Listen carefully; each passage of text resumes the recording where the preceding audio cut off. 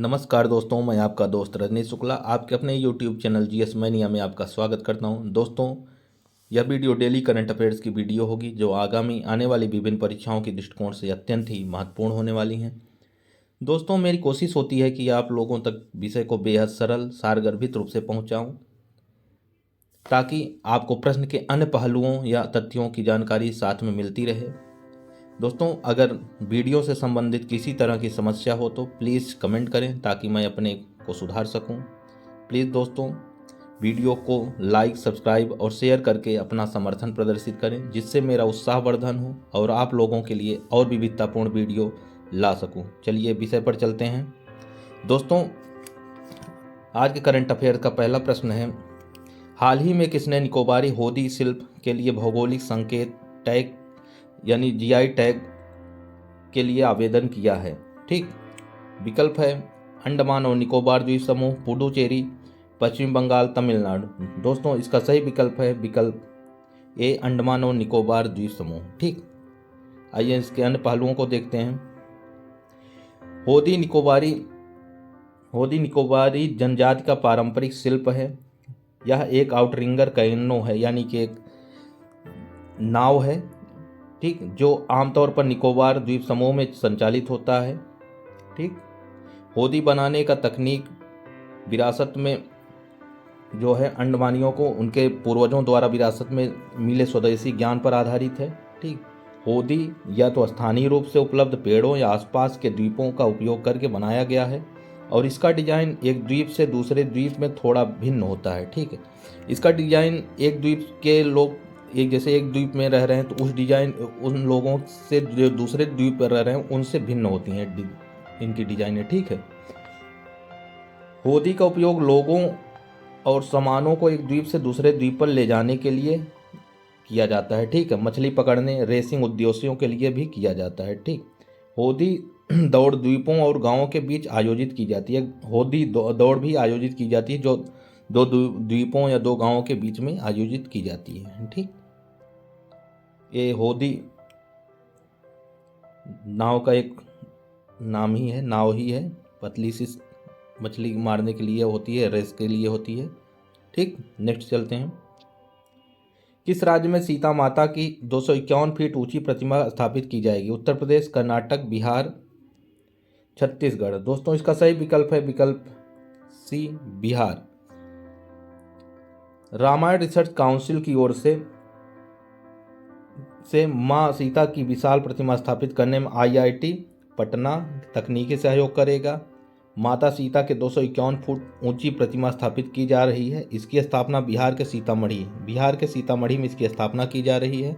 इसमें तकनीकी सहायता आईआईटी पटना द्वारा प्रदान किया जाएगा। ठीक, परियोजना पर लगभग 400 करोड़ रुपए खर्च होंगे। इस परियोजना का खर्च जो है लगभग 400 करोड़ होंगे। ठीक, नेक्स्ट चलते हैं। 53वें international film festival of India में किसे Indian film personality of the year 2022 चुना गया है? रजनीकांत, चिरंजीवी, सलीम खान, प्रसून जोशी। दोस्तों, इसका सही विकल्प है विकल्प बी, चिरंजीवी। ठीक, चिरंजीवी को 53वें 53rd international film festival Indian film personality of the year personality of the year award 2022 से सम्मानित किया गया है। ठीक है, चिरंजीवी लगभग 150 से अधिक फिल्मों में काम कर चुके हैं। वे तेलुगु, तमिल व हिंदी फिल्मों का भी हिस्सा रह चुके हैं। इन्होंने तेलुगु, तमिल और हिंदी भाषाओं में भी फिल्में किए हुई। ठीक, 53वें इंटरनेशनल फिल्म फेस्टिवल का आयोजन कहाँ पर किया जा रहा है? गोवा की राजधानी पणजी में। ठीक, नेक्स्ट।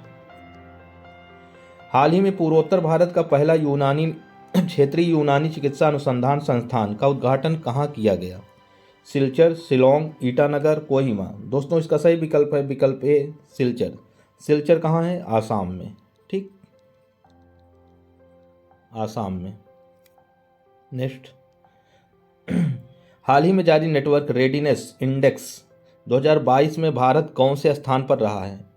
65th, 61st, 62nd या 67? दोस्तों, इसका सही विकल्प है विकल्प बी, 61। ठीक, भारत नेटवर्क रेडीनेस 2022 में 61वां स्थान हासिल किया है। भारत ने इस वर्ष 6 स्थानों पर सुधार किया है, यानी कि इस बार की रैंकिंग में भारत के रैंकिंग में सुधार हुआ। लास्ट ईयर इसकी 67 थी, जो कि इस बार 61 है। ठीक, आइए जानते हैं नेटवर्क रेडीनेस इंडेक्स 2022। इस रिपोर्ट को वाशिंगटन डीसी स्थित पोर्टुलांस इंस्टीट्यूट्स किस इंस्टीट्यूट्स द्वारा पोर्टुलांस इंस्टीट्यूट द्वारा तैयार किया गया है। यह एक independent non profit research and education institute है। ठीक, इसके द्वारा ये रिपोर्ट तैयार किया जाता है। यह इंडेक्स विश्व की 131 अर्थव्यवस्थाओं के नेटवर्क आधारित रेडीनेस परिदृश्य को दर्शाता है। नेटवर्क रेडीनेस इंडेक्स 2022 को तैयार करने में टेक्नोलॉजी, गवर्नेंस और उस देश के लोगों को शामिल किया जाता है। कितने इसके इंग्रेडिएंट्स होते हैं? 3, टेक्नोलॉजी, गवर्नेंस और उस देश के लोग। ठीक, यह इंडेक्स देश के नेटवर्क रेडीनेस को दर्शाता है। किसको दर्शाता है? किसी देश के नेटवर्क रेडीनेस को दर्शाता है। इसमें टेक्नोलॉजी, गवर्नेंस सहित 58 वेरिएबल को कवर करने वाले प्रभाव को शामिल किया। कितने वेरिएबल होते हैं इसमें? 58। ठीक, नेटवर्क रेडीनेस इंडेक्स में देशों को 4 ग्रुपों में बांटा गया है। देशों को 4 कैटेगरी में बांटा गया है। ठीक, जिसमें high income countries, upper middle income countries, low middle income countries, low income countries, 4 categories हैं। ठीक, आइए देखते हैं इनमें कौन कौन से देश हैं। जैसे हाई इनकम कंट्रीज ग्रुप में शीर्ष पर है संयुक्त राज्य अमेरिका, फिर सिंगापुर, फिर स्वीडन। अपर मिडिल इनकम कंट्रीज में चीन है शीर्ष पर, फिर मलेशिया है, फिर रूस है। लो मिडिल इनकम कंट्रीज ग्रुप में है यूक्रेन शीर्ष पर है, इंडोनेशिया है, फिर भारत है।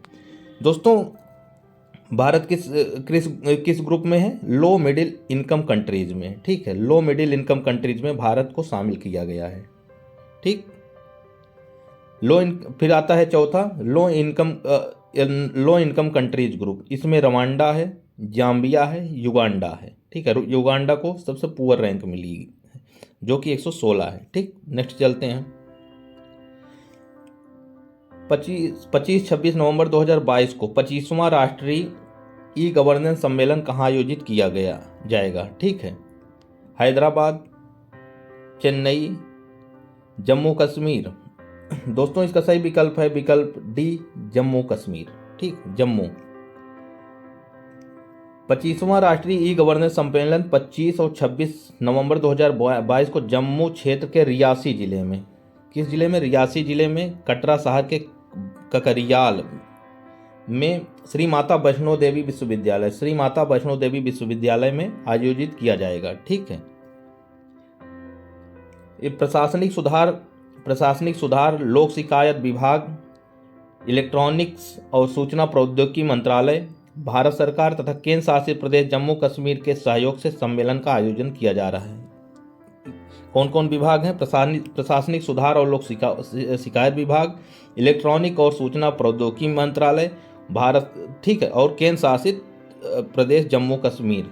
ठीक, ये 3 के सहयोग से ये सम्मेलन आयोजित किया जा रहा है। ठीक, 25वें राष्ट्रीय ई गवर्नेंस सम्मेलन का विषय क्या है? नागरिकों, उद्योग और सरकार को करीब लाना। इसका थीम क्या है? नागरिकों, उद्योग और सरकार को करीब लाना है। ठीक है, इसका विषय है। ई गवर्नेंस होता क्या है? शासन में सूचना प्रौद्योगिकी और संचार के अनुप्रयोग और उपयोग को, ठीक है, ई गवर्नेंस के रूप में जाना जाता है। इसमें कौन कौन से होते हैं? शासन में सूचना प्रौद्योगिकी और संचार के अनुप्रयोग और उपयोग को ई गवर्नेंस के रूप में जाना जाता है और यह शासन को पारदर्शी और कुशल बनाता है। ठीक है, नेक्स्ट चलते हैं। 20 नवंबर 2022 को किसने 6ठी बार एटीपी फाइनल्स टेनिस टूर्नामेंट का खिताब जीता है? नोवाक जोकोविच, Casper Ruud, Carlos Alcaraz, Nikola Mektic. दोस्तों, इसका सही विकल्प है विकल्प ए, नोवाक जोकोविच। ठीक है, नोवाक जोकोविच यह 6वीं बार यह पुरस्कार जीतने वाले खिलाड़ी हैं। ठीक है, और नोवाक जोकोविच किस देश के हैं? सर्बिया के। ये हैं सर्बिया के।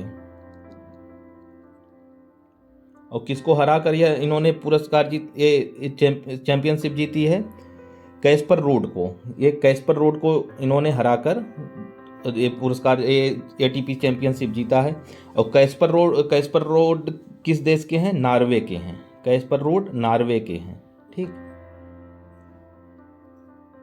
नेक्स्ट, हाल ही में किसे जेसीबी साहित्य पुरस्कार 2022 से सम्मानित किया गया है?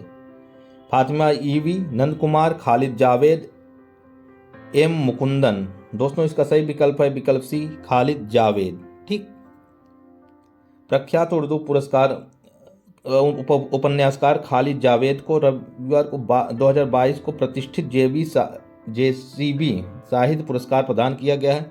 इनको इनकी कृति द पैराडाइज ऑफ फूड, इनकी कृति का नाम क्या है? द पैराडाइज ऑफ फूड के लिए पुरस्कार दिया गया है। ठीक है, ये याद रखिएगा, इनकी किताब का नाम द पैराडाइज ऑफ फूड। ठीक, नेक्स्ट, 21 नवंबर 2022 को कौन सा देश 2022-23 सत्र के लिए global partnership on artificial intelligence की अध्यक्षता कर रहा है? ठीक, विकल्प ए अमेरिका, विकल्प बी चीन, फ्रांस, भारत। दोस्तों इसका सही विकल्प है विकल्प डी, भारत।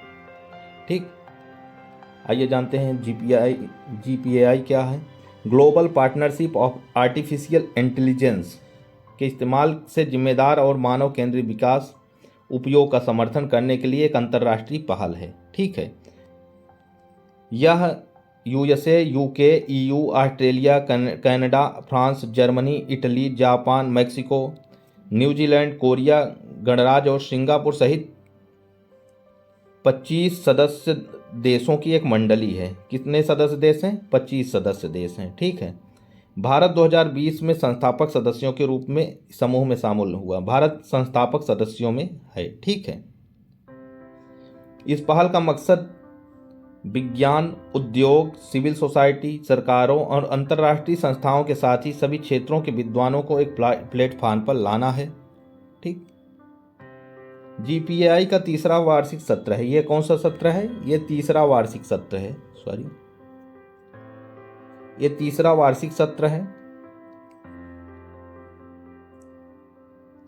और इसके सदस्यों की संख्या 15 से बढ़कर 25 हो चुकी है। जीपीआई के सदस्य हैं, पीछे हो गए चर्चा, इसमें 25 सदस्य हैं। ठीक है, इसमें G7 के भी 7 सदस्य हैं, जिसमें France, Germany, Italy, Japan, UK और अमेरिका शामिल हैं। ठीक है, आर्टिफिशियल इंटेलिजेंस होता क्या है ये जानते हैं। आर्टिफिशियल इंटेलिजेंस एक प्रकार की बौद्धिक क्षमता होती है जिसे कि बनावटी या कृत्रिम तरीके से विकसित की गई होती है। ठीक, इसे आप एक सिस्टम का कृत्रिम दिमाग भी कह सकते हैं। ठीक, इस इंडेक्स के शीर्ष 5 देश कौन कौन से हैं? USA, Singapore, Sweden, Netherlands, Switzerland. ठीक, नेक्स्ट, 21 नवंबर 2022 को भारतीय सेना ने कहां पर एक एकीकृत अग्निशक्ति अभ्यास शत्रुनाश का आयोजन किया है? श्रीगंगानगर, बीकानेर, चंडीगढ़, जोधपुर। दोस्तों इसका सही विकल्प है विकल्प ए, श्रीगंगानगर। ठीक है, भारतीय सेना के दक्षिणी पश्चिमी कमान ने 21 नवंबर 2022 को राजस्थान के थार रेगिस्तान में एकीकृत अग्निशक्ति अभ्यास जिसका नाम है शत्रुनाश का आयोजन किया है। इस अभ्यास में जमीनी और हवाई युद्धाभ्यास दोनों को शामिल करते हुए एक एकीकृत तरीके से बहुउद्देशीय फायरिंग प्लेटफॉर्म का उपयोग किया गया है। ठीक है, कहाँ किया गया? श्रीगंगानगर में। ठीक, इसमें थल सेना और वायुसेना दोनों का सम्मिलित अभ्यास है। ठीक, किस राज्य में स्थित पुनर्निर्मित तवांग युद्ध स्मारक राष्ट्र को समर्पित किया गया? ठीक है, ए सिक्किम, बी जम्मू कश्मीर, सी हिमाचल प्रदेश, डी अरुणाचल प्रदेश। दोस्तों इसका सही विकल्प है विकल्प डी अरुणाचल प्रदेश। ठीक, हाल ही में अरुणाचल प्रदेश के मुख्यमंत्री पेमा खांडू और पूर्वी सेना commander lieutenant general RP Kalita ने तवांग में विस्तारित और पुनर्निर्मित युद्ध स्मारक 1962 के भारत चीन युद्ध के 60वें वर्ष पर राष्ट्र को समर्पित किया गया है। ठीक है, ये 1962 भारत चीन वार के 60वें वर्ष पर राष्ट्र को समर्पित किया गया है। ठीक, यह तवांग शहर में, या कहाँ पर, तवांग शहर में स्थित युद्ध स्मारक 1962 के युद्ध के शहीद सैनिकों की याद दिलाता है। ठीक, जो सैनिक 1962 के युद्ध में शहीद हुए थे उनकी याद में यह स्मारक बनाया गया है। ठीक, इस स्मारक का निर्माण जो है बौद्ध वास्तुकला और सांस्कृतिक तत्वों के उपयोग करके किया गया है। ठीक है, ये तो जान चुके हैं।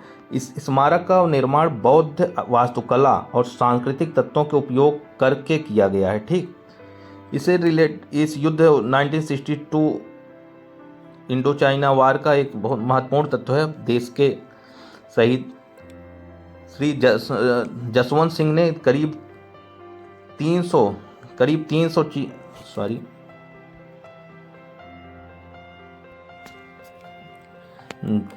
सेना के जसवंत सिंह जी ने 300 चीनी सैनिकों को अकेले ही मारकर सीमा की रक्षा की। ठीक है, ये थोड़ा इंटरेस्टिंग फैक्ट था। अतिरिक्त तथ्य है, यहीं पर तवांग मठ भी है। तवांग में ही तवांग मठ भी है। ठीक है, भारत का और एशिया का दूसरा सबसे बड़ा मठ है ये। तवांग मठ एशिया और भारत का दूसरा सबसे बड़ा एशिया का और दूसरा सबसे बड़ा मठ है। इसकी स्थापना मेराक लामा लोंड्रे ने 1860 से 1861 में की थी। ठीक, इस मठ का मुख्य आकर्षण यहाँ स्थित भगवान बुद्ध की 28 फीट ऊंची प्रतिमा है। ठीक, 28 फीट ऊंची प्रतिमा है और प्रभावशाली 3 तल्ला सदन है। मठ में एक विशाल पुस्तकालय भी है। ठीक, नेक्स्ट चलते हैं, और उस पुस्तकालय में प्राचीन पुस्तक और पांडुलिपियां भी हैं जो संरक्षित हैं। ठीक, नेक्स्ट चलते हैं। हाल ही में किस देश ने नई अंतर महाद्वीपीय बैलिस्टिक मिसाइल हवासोंग 17 का परीक्षण किया है? उत्तर कोरिया, अमेरिका, रूस, चीन। दोस्तों इसका सही विकल्प है विकल्प ए, उत्तर कोरिया। ठीक, उत्तर कोरिया ने हवासोंग 17 अंतर महाद्वीपीय बैलिस्टिक मिसाइल लॉन्च की है। इसे मॉन्स्टर मिसाइल भी कहा जाता है। इसे मॉन्स्टर मिसाइल के नाम से भी जाना जाता है। हवासोंग 17 उत्तर कोरिया की अभी तक की सबसे बड़ी मिसाइल है। ये अभी तक की सबसे बड़ी मिसाइल है नॉर्थ कोरिया की। यह दुनिया की सबसे बड़ी रोड मोबाइल तरल ईंधन वाली अंतर महाद्वीपीय बैलिस्टिक मिसाइल है। सबसे बड़ी रोड मोबाइल तरल ईंधन वाली अंतर महाद्वीपीय बैलिस्टिक मिसाइल भी है। ठीक, नेक्स्ट चलते हैं। हाल ही में किसने खादी और ग्रामोद्योग आयोग के मुख्य कार्यकारी अधिकारी का पदभार संभाला है? ठीक, सुशील कुमार, राधिका शर्मा, विनीत कुमार, गौरव अग्रवाल। दोस्तों इसका सही विकल्प है विकल्प सी, विनीत कुमार। ठीक, नेक्स्ट आइए इसके बारे में जान लेते हैं। भारत सरकार ने संसद KVIC का गठन कैसे किया गया था? संसद के अधिनियम द्वारा। ठीक है, भारत सरकार ने संसद अधिनियम खादी और ग्रामोद्योग अधिनियम 1956 के तहत एक गैर संवैधानिक निकाय के रूप में खादी ग्रामोद्योग आयोग का गठन किया गया। यानी कि KVIC का गठन संसद द्वारा पारित अधिनियम के द्वारा किया गया, इसलिए गैर संवैधानिक निकाय के रूप में जाना जाता है, यानी सांविधिक निकाय है। ठीक है, इसका मुख्यालय कहाँ पर है? इसका मुख्यालय मुंबई में है। KVIC का उद्देश्य दूर दराज के क्षेत्रों में खादी ग्रामोद्योग की उन्नति के लिए योजना बनाना, बढ़ावा देना, सुविधा प्रदान करना, संगठित करना, योगदान देना है। ठीक है, यह सूक्ष्म लघु और मध्यम उद्योग मंत्रालय के अंतर्गत आता है। किसके अंतर्गत आता है? यह MSME के तहत, यानी सूक्ष्म लघु और मध्यम उद्योग मंत्रालय के अंतर्गत आता है। इसके द्वारा संचालित योजनाएं क्या क्या हैं? प्रधानमंत्री रोजगार योजना, हनी मिशन है, खादी विकास एवं सुधार योजना है, खादी कारीगरों के लिए वर्कशेड योजना है और इत्यादि योजनाएं हैं। ठीक है, जो कि KVIC संचालित करता है। ठीक, नेक्स्ट चलते हैं। हाल ही में किसने वनडे और लिस्ट ए क्रिकेट का सबसे बड़ा निजी स्कोर बनाया है? ठीक, Rohit Sharma, Shikhar Dhawan, N Jagadeesan, Darcy Short. दोस्तों इसका सही विकल्प है विकल्प सी, N जगदीशन। ठीक, जगदीशन ने अरुणाचल प्रदेश के खिलाफ 141 गेंद में 277 रन बनाए। जगदीशन के विजय हरारे ट्रॉफी 2022 की 6 पारियों में 799 रन बना दिए हैं। वह टूर्नामेंट में सबसे ज़्यादा रन बनाने वाले बल्लेबाज बन गए हैं। ठीक है, 799 रन बना के टूर्नामेंट के सबसे ज़्यादा रन बनाने वाले बल्लेबाज हैं। किस खेल में बनाए हैं? किस टूर्नामेंट में? विजय हजारे टूर्नामेंट में, याद रखिएगा। ठीक, इस दौरान उन्होंने लगातार 5 पारियों में शतक लगाया है और विश्व रिकॉर्ड अपने नाम कर लिया है। लगातार 5 पारियों में शतक लगाने का भी विश्व रिकॉर्ड अपने नाम कर चुके हैं। ठीक, जगदीशन लिस्टे क्रिकेट में लगातार सबसे ज़्यादा शतक बनाने वाले खिलाड़ी बन गए हैं। इस तरह के पहले खिलाड़ी बन गए हैं। इसके पूर्व एक रिकॉर्ड किसके नाम था? श्रीलंकाई खिलाड़ी कुमार संगकारा के नाम। ठीक है, जिसको इन्होंने तोड़कर उनसे आगे निकल गए हैं। नेक्स्ट चलते हैं। हाल ही में किसने घर वेब पोर्टल लॉन्च किया? ठीक है, राष्ट्रीय बाल अधिकार संरक्षण आयोग, राष्ट्रीय महिला आयोग, नीति आयोग, राष्ट्रीय मानवाधिकार आयोग। दोस्तों इसका सही विकल्प है विकल्प ए, राष्ट्रीय बाल अधिकार संरक्षण आयोग। ठीक है, राष्ट्रीय बाल अधिकार संरक्षण आयोग घर का गो होम एंड रीयूनाइट, इसका फुल फॉर्म है गो होम एंड रीयूनाइट। ठीक है, नाम से एक पोर्टल भी शुरू किया है जो बच्चों के पुनर्वास और घर वापसी के लिए है। ठीक है, इस पोर्टल का कार्य क्या है? बच्चों के पुनर्वास और घर वापसी के लिए है। यह पोर्टल देखभाल और संरक्षण के लिहाज से जरूरतमंद बच्चों के लिए CWC और सभी जिला बाल संरक्षण अधिकारी की संशोधित भूमिकाओं से संबंधित है। ठीक है, घर किससे संबंधित है? बाल संरक्षण अधिकार आयोग से। ठीक है, हाल ही में किस राज्य ने भारत का पहला हाथी मृत्यु लेखा ढांचा पेश किया है? उत्तर प्रदेश, मध्य प्रदेश, कर्नाटक, तमिलनाडु। दोस्तों इसका सही विकल्प है विकल्प डी, तमिलनाडु। ठीक, तमिलनाडु के वन विभाग ने राज्य में हाथियों की मौत की रिकॉर्डिंग और निगरानी के लिए एक अधिक विस्तृत पारदर्शी प्रक्रिया शुरू करने के लिए एक हाथी मौत लेखा परीक्षा ढांचा पेश किया है। ठीक है, यह एक हाथी की मौत के कारणों को क्या करेगा? एक हाथी की मौत के कारणों को निर्धारित करने के लिए, पोस्टमार्टम करने के लिए एक व्यवस्थित मानक प्रोटोकॉल निर्धारित करता है। ठीक, किसी हाथी की मौत हो गई तो उसका पोस्टमार्टम कैसे होगा, उसके लिए एक व्यवस्थित प्रोटोकॉल निर्धारित करेगा। इससे रोकी जा सकने वाली और प्राकृतिक मौतों की परिस्थितियों का अध्ययन करने और उन्हें रोकने के उपाय भी तैयार किए जाएंगे। इससे क्या होगा?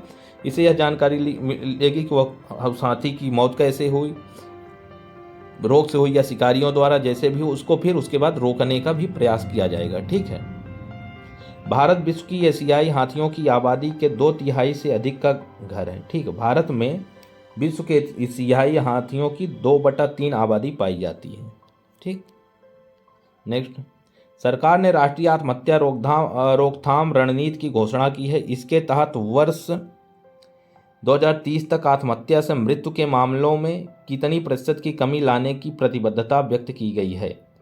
8%, 10%, 12%, 13%। दोस्तों इसका सही विकल्प है विकल्प बी, 10%। ठीक, नेक्स्ट, हाल ही में किसने ग्रीन पोर्ट और शिपिंग के लिए भारत के पहले नेशनल एक्सीलेंस सेंटर की घोषणा की है? द्रौपदी मुर्मू, जगदीप धनखड़, नरेंद्र मोदी, सर्बानंद सोनोवाल। दोस्तों इसका सही विकल्प है विकल्प डी, सर्बानंद सोनोवाल। ठीक, केंद्रीय पत्तन पोत परिवहन और जलमार्ग मंत्री सर्बानंद सोनोवाल ने ग्रीन पोर्ट और शिपिंग के लिए भारत के पहले नेशनल एक्सीलेंस सेंटर की घोषणा की है। केंद्रीय मंत्री सोनोवाल ने इस सेंटर की स्थापना की घोषणा इनमार्को कार्यक्रम के दौरान की है। ठीक है, किस कार्यक्रम के दौरान? इनमार्को कार्यक्रम के दौरान। नेशनल एक्सीलेंस सेंटर का उद्देश्य क्या है? ग्रीन पोर्ट और शिपिंग के पहले नेशनल एक्सीलेंस सेंटर का उद्देश्य देश में पत्तन पोत परिवहन के क्षेत्र में कार्बन इमिशन को कम करना और इसे कार्बन न्यूट्रल बनाना है। ठीक है, इसका उद्देश्य क्या है? पत्तन पोत परिवहन के क्षेत्र में कार्बन इमिशन को कम करना और कार्बन न्यूट्रल बनाना है पोर्टों को। ठीक है, इस एक्सीलेंस सेंटर की मदद से नियामक संरचना को और बेहतर बनाने का लक्ष्य भी रखा गया है। ठीक, साथ ही में इस क्षेत्र में अल्टरनेटिव टेक्नोलॉजी का रोड मैप भी तैयार किया जा रहा है। अल्टरनेटिव टेक्नोलॉजी मतलब वैकल्पिक प्रौद्योगिकी के बारे में भी रोड मैप तैयार किया जा रहा है कि इसके विकल्प क्या हो सकते हैं। ठीक है, अन्य विकल्पों की तलाश भी की जा रही है। इसकी मदद से भारत के प्रमुख बंदरगाहों पर कुल बिजली मांग में ग्रीन एनर्जी सोर्स को बढ़ाकर 60% करने का भी लक्ष्य रखा गया है। ठीक है, बंदरगाहों में जो बिजली की मांग है उसका 60% मतलब एनर्जी सोर्स को, ग्रीन एनर्जी सोर्स को 60% बढ़ाकर, मतलब जो भी उनकी मांग है उसके मांग की 60% जो है मांग किसे आपूर्ति की जाएगी, ग्रीन एनर्जी सोर्स से। ये लक्ष्य रखा गया है। ठीक है,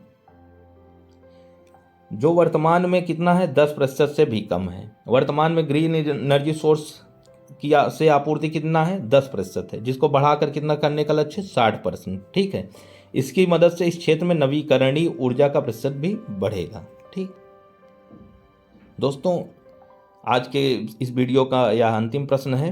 अगर आपको मेरा यह वीडियो अच्छा लगा हो, मेरा कंटेंट अच्छा लगा हो, तो प्लीज़ चैनल को लाइक, सब्सक्राइब और शेयर करना ना भूलें। हाँ, अगर इसका PDF आपको चाहिए तो डिस्क्रिप्शन में दिए गए टेलीग्राम लिंक पर जाकर वहाँ से आप PDF डाउनलोड कर सकते हैं। धन्यवाद।